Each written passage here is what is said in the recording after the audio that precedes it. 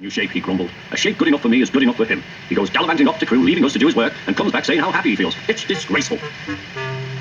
And there's another thing. Henry whistles too much. No respectable engine ever whistles loudly at stations. It isn't wrong, but we just don't do it. Poor Henry didn't feel happy anymore. Never mind, whispered Percy. I'm glad you're home again. I like your whistling. Goodbye, Henry, called Gordon. We're glad to have you with us again, but remember what I said. Later, Henry stopped at Edward's station. Hello, Henry, said Edward. You look splendid. I was pleased to hear your happy whistle yesterday. Thank you, Edward, smiled Henry. Shh, can you hear something? It sounds like Gordon, said Edward, and it ought to be Gordon. But Gordon never whistles like that. It was Gordon. He came rushing down the hill at a tremendous rate. He didn't look at Henry, and he didn't look at Edward. He screamed straight through the station and disappeared.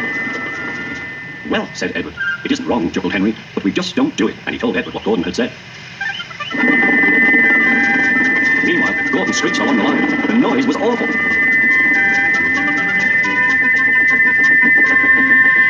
At the station, everyone held their ears. The Fat Controller held his ears too.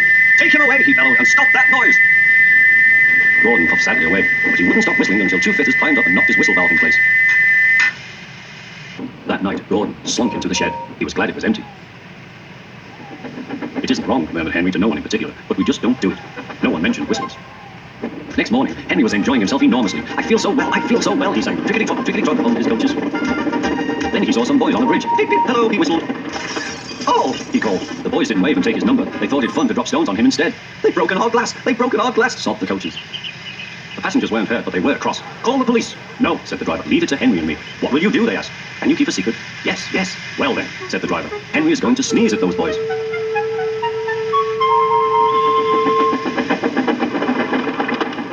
Lots of people were waiting at the station just before the bridge. They wanted to see what would happen. Henry has plenty of ashes, said the driver. Please keep all windows shut till we have passed the bridge. Henry is as excited as we are, aren't you, old fellow? Henry was feeling stuffed up. Soon, they could see the boys, and they all had stones. Are you ready, Henry, said his driver. Sneeze hard when I tell you. Now, he said. Achoo, shoot! Well done, Henry, laughed his driver. Henry went home very pleased with himself. He had taught Gordon and silly boys a lesson, with a whistle and a sneeze.